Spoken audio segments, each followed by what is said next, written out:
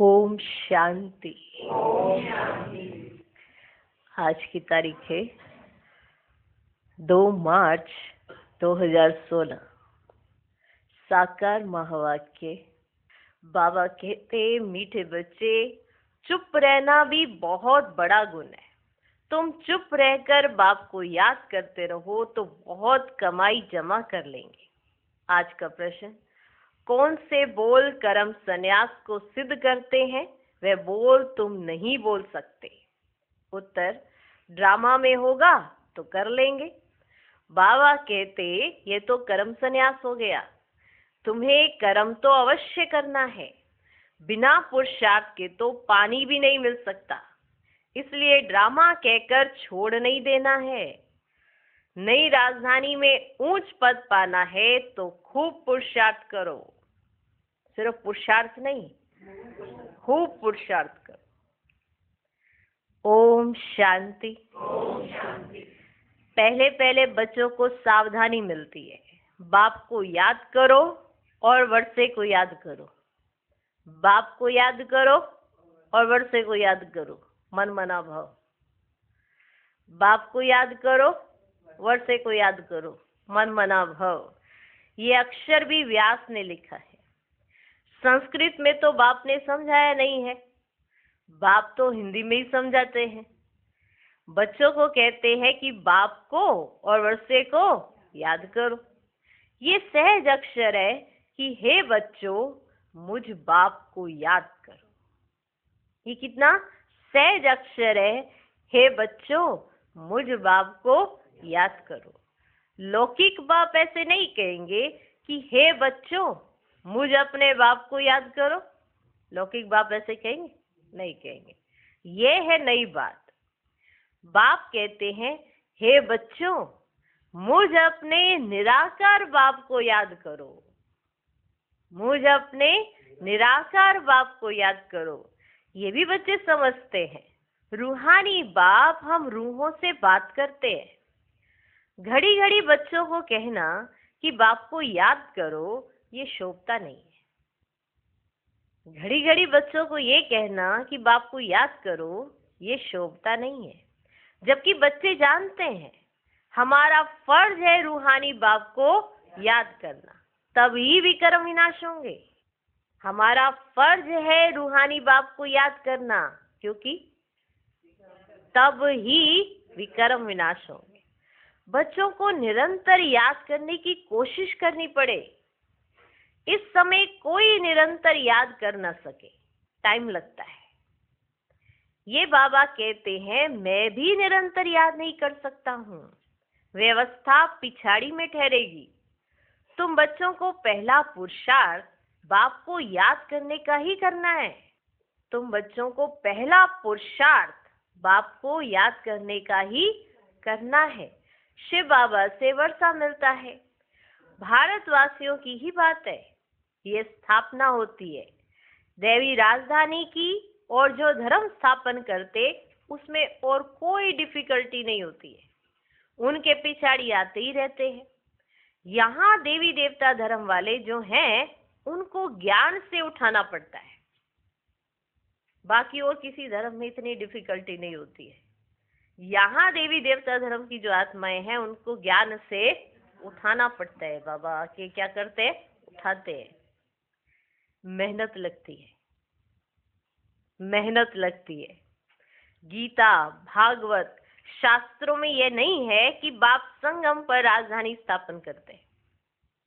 गीता में लिखा है कि पांडव पहाड़ों पर चले गए, परले हो गई आदि आदि। वास्तव में ये बात तो है ही नहीं। तुम अब पढ़ रहे हो भविष्य 21 जन्मों के लिए, सिर्फ एक जन्म के लिए नहीं, भविष्य 21 जन्मों के लिए। और स्कूलों में यहाँ के लिए ही पढ़ाते हैं, इसी जन्म के लिए पढ़ाया जाएगा ना। और स्कूलों में साधु संत आदि जो भी हैं, वे भविष्य के लिए ही पढ़ाते हैं, क्योंकि वे समझते हैं ये शरीर छोड़ मुक्ति धाम में चले जाएंगे, ब्रह्म में लीन हो जाएंगे, आत्मा परमात्मा में मिल जाएगी। वो ऐसा समझते हैं। कौन? साधु सन्यासी। तो वह भी हुआ ना भविष्य के लिए, तो वह भी हुआ भविष्य के लिए। परंतु भविष्य के लिए पढ़ाने वाला एक ही रूहानी बाप है। भविष्य के लिए पढ़ाने वाला एक ही रूहानी बाप है, दूसरा कोई नहीं। गाया हुआ भी है, सर्व का सदगति दाता एक ही है। वे तो सब अयथार्थ हो जाते हैं, ये बाप ही आकर समझाते हैं। हमें कहाँ पता था कि ये सब अयथार्थ है? ये भी किसने समझाया? बाबा ने आकर समझाया कि ये सब अयथार्थ हो रहा है। ये भी बाप ही आकर समझाते हैं। वे भी साधना करते रहते हैं, ब्रह्म में लीन होने की साधना है अयथार्थ। साधु सन्यासी क्या करते हैं? ब्रह्म में लीन होना चाहते हैं। वह साधना क्या है? अयथार्थ। लीन तो किसी को होना ही नहीं है, लीन तो किसी को होना ही नहीं है। ब्रह्म महातत्व कोई भगवान नहीं है, वो तो रहने का स्थान है। ब्रह्म महातत्व कोई भगवान नहीं है। ब्रह्म महातत्व में भगवान रहते हैं, स्थान को थोड़ा भगवान कहेंगे। ठीक, ब्रह्म महातत्व भगवान नहीं है। ये सब रोग है। झूठ खंड में है सब झूठ बोलने वाले, झूठ खंड में है सब झूठ बोलने वाले, सच खंड में है सब सत्य बोलने वाले। तुम जानते हो सचखंड भारत में था, अब झूठ खंड है। बाप भी भारत में ही आते हैं, शिव जयंती मनाते हैं ना, परंतु ये थोड़े ही जानते हैं कि शिव ने आकर भारत को सचखंड बनाया। शिव जयंती मनाते हैं, पर ये किसी को नहीं पता कि शिव बाबा आए और उन्होंने भारत को सचखंड बनाया। अभी क्या है भारत? झूठ खंड। वे समझते हैं आते ही नहीं है, वे नाम रूप से न्यारा है। सिर्फ महिमा जो गाते हैं, पतित पावन ज्ञान का सागर, तो ऐसे ही तोते मिसल कह देते हैं। जब पतित पावन कहते हो, ज्ञान का सागर कहते हो, तो आते होंगे, कुछ करते होंगे, ज्ञान देते होंगे, पति से पावन बनाते होंगे, तभी तो ये महिमा है ना। वे कुछ समझते नहीं, सिर्फ ऐसे ही तोते मिसल कह देते। बाप ही आकर समझाते हैं। श्री कृष्ण जयंती मनाते, गीता जयंती भी है, कहते श्री कृष्ण ने आकर गीता सुनाई। शिव जयंती के लिए किसको पता ही नहीं कि शिव क्या आकर करते हैं। ठीक है, गीता जयंती माना श्री कृष्ण आए, उन्होंने गीता सुनाई। अच्छा, शिव जयंती मनाते हैं, उसका क्या अर्थ है? वो किस लिए आते हैं? शिव बाबा किस लिए आए? ये तो किसी को पता ही नहीं। वो क्या आकर करेंगे? आएंगे भी कैसे, जबकि कहते हैं कि नाम रूप से न्यारा है। बाप कहते मैं ही बैठ बच्चों को समझाता हूँ, फिर ये ज्ञान प्रलोप हो जाता है। बाप खुद बतलाते हैं कि मैं आकर भारत को फिर से स्वर्ग बनाता हूँ। कोई तो पतित पावन होगा ना, कोई तो होगा ना। मुख्य भारत की बात है, भारत ही पतित है। पतित पावन को भी भारत में ही पुकारते हैं। खुद कहते हैं विश्व में शैतान का राज्य चल रहा है। खुद कहते हैं कि विश्व में शैतान का राज्य चल रहा है। बॉम्ब शादी बनाते रहते हैं, उनसे विनाश होना है, तैयारियां कर रहे हैं। जैसे वे रावण के प्रेरित किए हुए, जैसे कि वह रावण के प्रेरित किए, रावण ने उन्हें प्रेरणा दे रखी, ये काम करना ही करना है तुम्हें। जैसे कि वह रावण के प्रेरित किए हुए, रावण का राज्य कब खलास होगा? भारतवासी कहेंगे जब श्री कृष्ण आएगा। अगर किसी से पूछो रावण का राज्य कब खलास होगा, तो कहेंगे जब श्री कृष्ण आएंगे। तुम समझाते हो शिव बाबा आया हुआ है क्या करने? रावण राज्य खलास कराने। तुम ये समझाते हो ना। वही सर्व का सदगति दाता है। बाप कहते मुझे याद करो, ये अक्षर दूसरा कोई कह ही ना सके। बाप ही कहते मुझे याद करो तो खाद निकलेगी। तुम सतो प्रधान थे, अब तुम्हारी आत्मा में खाद पड़ी है, वे याद से ही निकलेगी। इनको याद की यात्रा कहा जाता है। मैं ही पतित पावन हूँ, मुझे याद करने से तुम्हारे विक्रम विनाश होंगे। इनको योग अग्नि कहा जाता है। सोने को आग में डालकर क्या करते हैं? उनसे क्या निकलते हैं? कीचड़ा। उनसे क्या निकलता है? कीचड़ा। फिर सोने में खाद डालने लिए भी आग में डालते हैं। ठीक है, कीचड़ा निकालने के लिए भी आग में डालते और खाद निकालने के लिए भी आग में ही डालते हैं सोने को। बाप कहते हैं वह है कामचिता, यह है ज्ञान चिता। इस योग अग्नि से खाद निकलेगी और तुम श्री कृष्णपुरी में जाने के लायक बनेंगे। किससे? इस योग अग्नि से खाद निकल जाएगी, माना विकारों की खाद, किचड़ा, जैसे सोने से निकला किचड़ा और फिर खाद निकलेगी, उसको भी डाला जाता है सोने में। तो इस योग अग्नि से क्या निकलेगी? खाद निकलेगी और तुम कैसे बन जाओगे?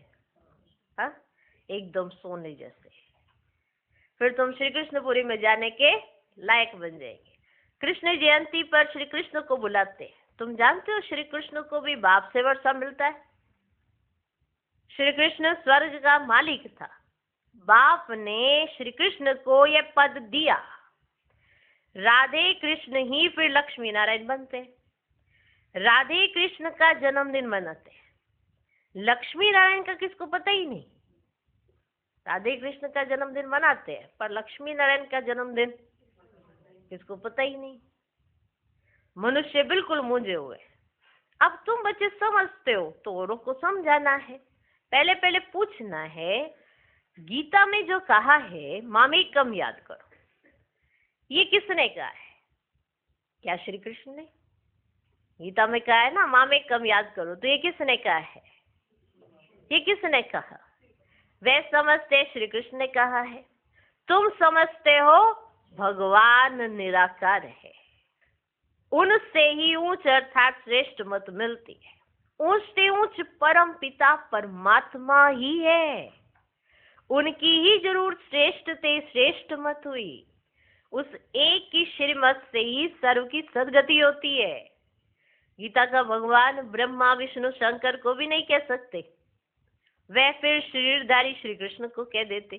तो इससे सिद्ध है कहाँ भूल है जरूर। जब गीता का भगवान ना तो ब्रह्मा जी को कह सकते, ना विष्णु जी को, ना शंकर जी को, तो फिर श्री कृष्ण को कैसे कह सकते? वो भी तो मनुष्य है ना, देवी गुणों से संपन्न देवी देवता है ना, तो फिर उन्हों को कैसे कह सकते? तो इससे सिद्ध होता है कि जरूर कोई ना कोई भूल है। तुम समझते हो मनुष्यों की बड़ी भूल है। राजयोग तो बाप ने सिखाया है, वही पतित पावन है।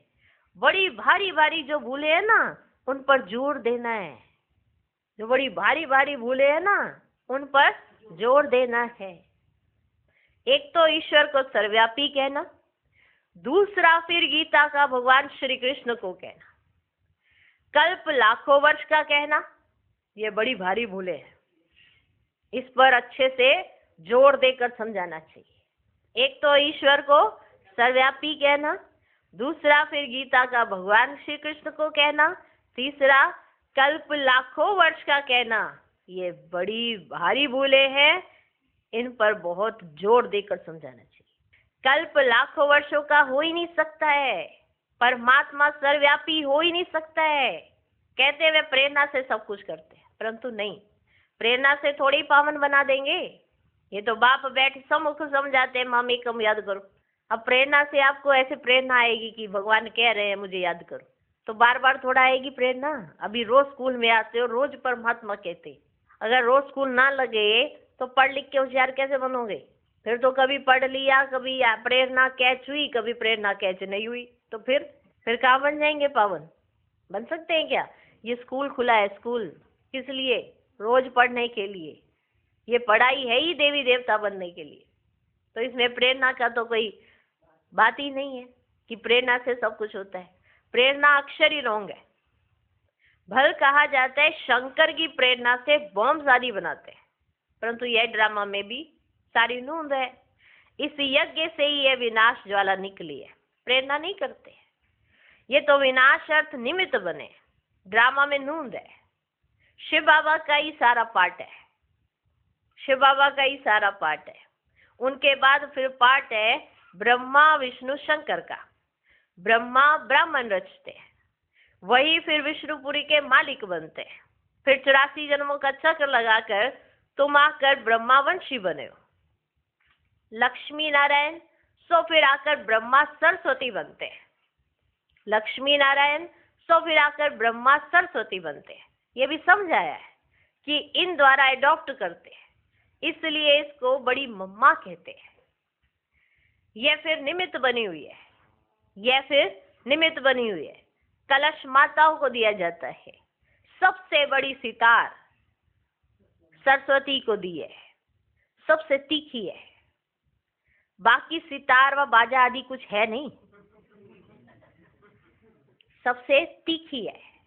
बाकी ऐसा कोई सितार या बाजा आदि कुछ है नहीं। सरस्वती की ज्ञान मुरली अच्छी थी, महिमा उनकी अच्छी थी। नाम तो बहुत डाल दिए, देवियों की पूजा होती है। तुम अभी जानते हो हम ही यहाँ पूज्य बनते हैं, फिर पुजारी बन अपनी पूजा करेंगे। कितनी कमाल की बात है।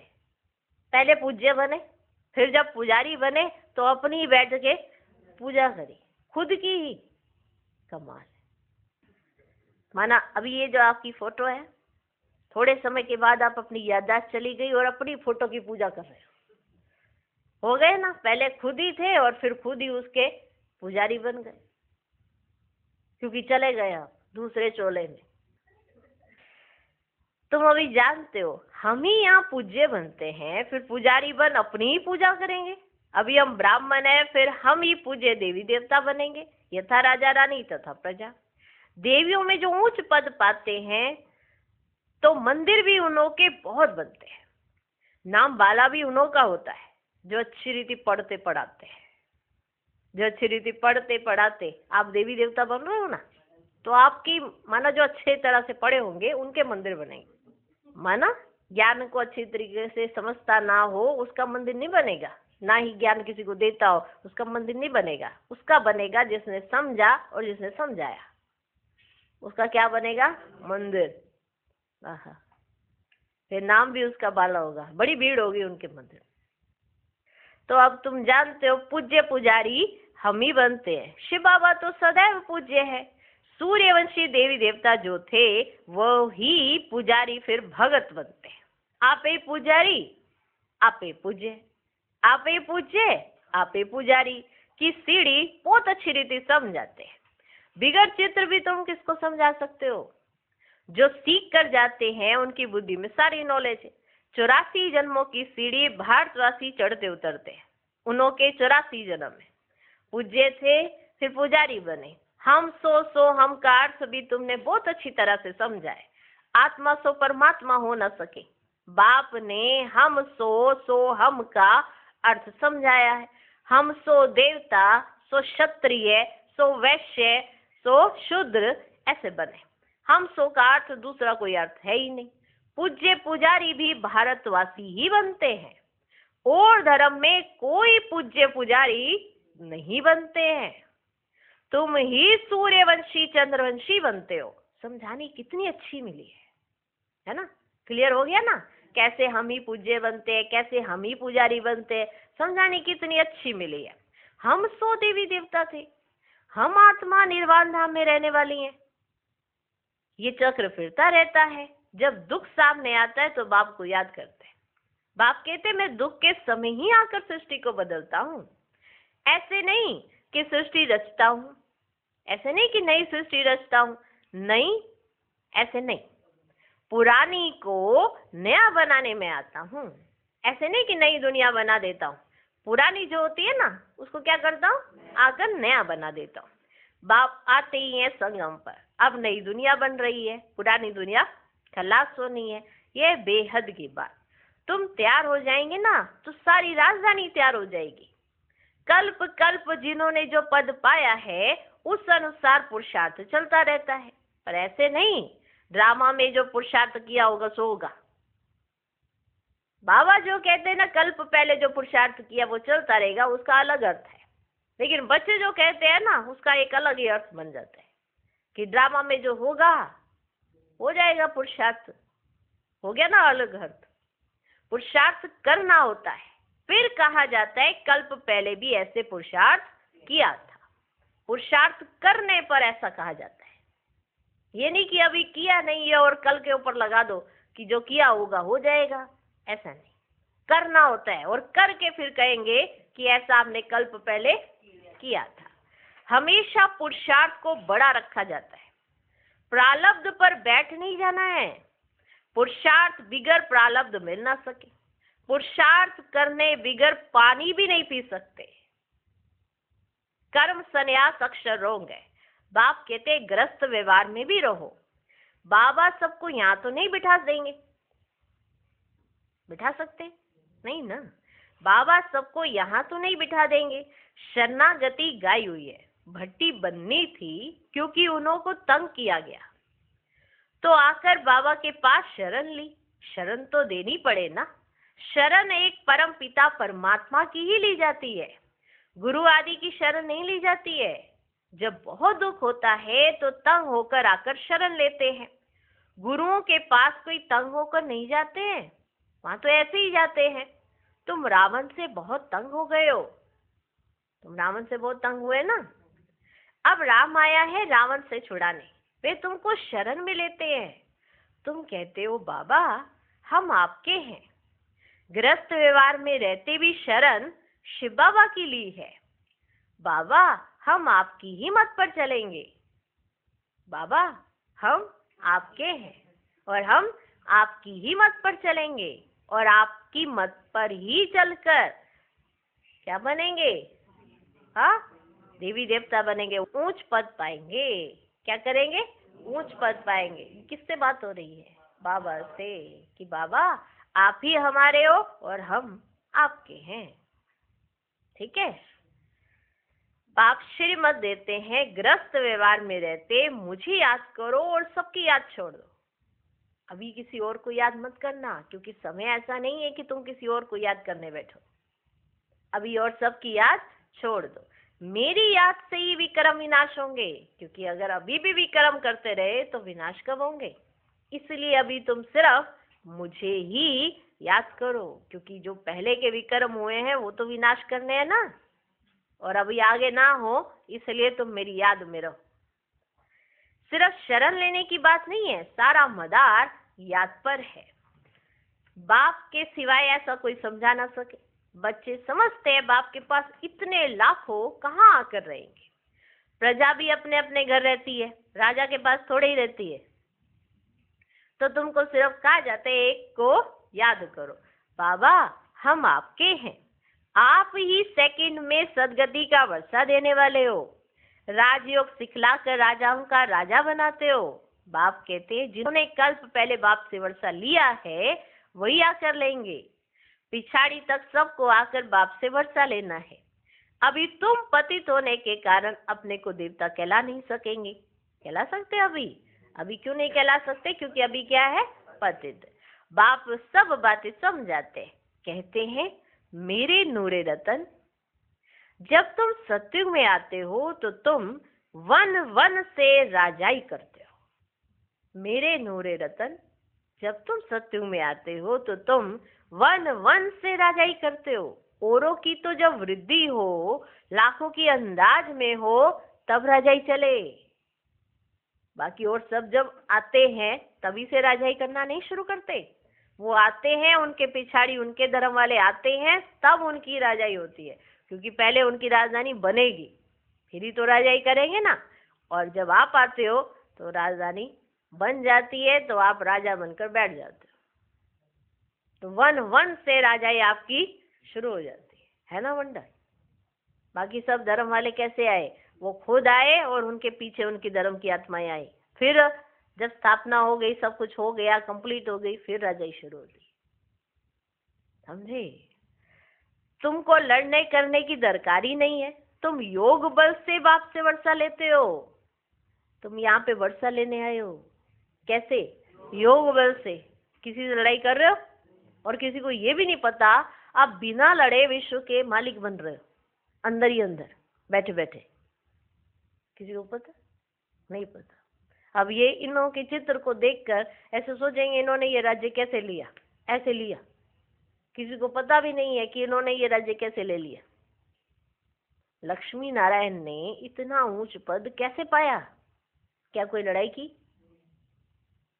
किसी पर युद्ध किया? माना किसी से जीता? नहीं। कैसे? योग बल से। है ना कमाल? तुम योग बल से बाप से वर्षा लेते हो। चुप रहकर सिर्फ बाप और वर्षे को याद करो। देखो वर्षा, वर्षे की बात आती है ना, अब किस बच्चे का किस घर में जन्म होगा ये कौन तय करेगा? हाँ, उसके कर्म तो होंगे ही होंगे, लेकिन भेजेगा तो भगवान, डाला जाएगा पाठ तो भगवान डालेगा ना। कर्म आज के, लेकिन डाला जाएगा पाठ। ये है वर्षा, 21 जन्म का वर्षा, ये अभी मिलेगा। एक जन्म की पुरुषार्थ से 21 जन्म की प्रारब्ध, माना क्या बनोगे ये अभी तय होगा। कहाँ पर?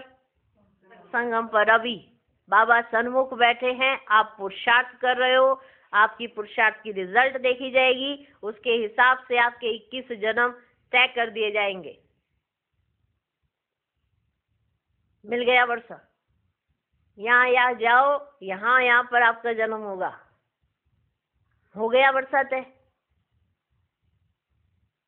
फिर आपसे कोई छीन सकेगा आपका वर्षा? अब कोई राजा के घर जन्म ले तो कोई छीन सकता है कि इसने जन्म कैसे ले लिया यहाँ पे? कोई ले सकता है ऐसा क्या? उसने जन्म लिया, माना वर्षे का अधिकारी है ही है, जन्म से वारिस बन गया, जन्म लिया वारिस बना। अब आप संगम पर पुरुषार्थ कर रहे हो और 21 जन्मों की प्रारब्ध लेनी है। क्या क्या, कितनी कितनी लेनी है? कौन देगा? भगवान बैठ के अभी दे रहा है। कितनी लेनी है प्रॉपर्टी अभी देख लो, सब कुछ अपने हाथ में है। तुम योग बल से बाप से वर्षा लेते हो, चुप रहकर सिर्फ बाप को और वर्षे को याद करो। पिछाड़ी में तुम चुप रहेंगे, फिर ये चित्र आदि काम नहीं आएंगे, तुम होशियार हो जाएंगे। बाप कहते हैं सिर्फ मुझे याद करो तो विकर्म विनाश होंगे।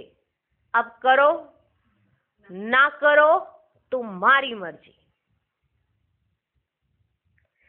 कोई देहधारी के नाम रूप में नहीं फंसना है। बाप को याद करो तो अंतमति सोगति हो जाएगी, तुम मेरे पास आ जाएंगे। फुल पास होने वाले को राजाई मिलेगी। सारा मदार याद की यात्रा पर है। आगे चल, नए भी बहुत आगे निकलते जाएंगे। अच्छा, मीठे मीठे सिकिलधे बच्चों प्रति माता पिता बाप दादा का याद प्यार और गुड मॉर्निंग। रूहानी बाप की रूहानी बच्चों को नमस्ते। हम रूहानी बच्चों की भी रूहानी बाप को नमस्ते नमस्ते नमस्ते। Good morning good morning good morning. धारणा के लिए मुख्य सार। पहला पॉइंट, किसी देहधारी के नाम रूप में नहीं फंसना है। एक बाप की श्रीमत पर चलकर सदगति को पाना है, चुप रहना है। दूसरा पॉइंट, भविष्य 21 जन्मों के लिए अच्छी रीति पढ़ना और दूसरों को पढ़ाना है। पढ़ने और पढ़ाने से ही नाम वाला होगा। आज का वरदान, अपनी सतोगुणी दृष्टि द्वारा अन्य आत्माओं की दृष्टि वृत्ति का परिवर्तन करने वाले साक्षात्कार मूर्त भव। कहावत है, दृष्टि से सृष्टि बदलती है। तो आपकी दृष्टि ऐसी सतोगुणी हो जो कैसी भी तमोगुणी व रजोगुणी आत्मा की दृष्टि वृत्ति और उनकी स्थिति बदल जाए। जो भी आपके सामने आए उन्हें दृष्टि द्वारा तीनों लोकों का, अपनी पूरी जीवन कहानी का मालूम पड़ जाए। यही है नजर से निहाल करना। अंत में जब ज्ञान की सर्विस नहीं होगी तब यह सर्विस चलेगी। आज का स्लोगन, पवित्रता का प्रैक्टिकल स्वरूप सत्यता अर्थात दिव्यता है। ओम शांति।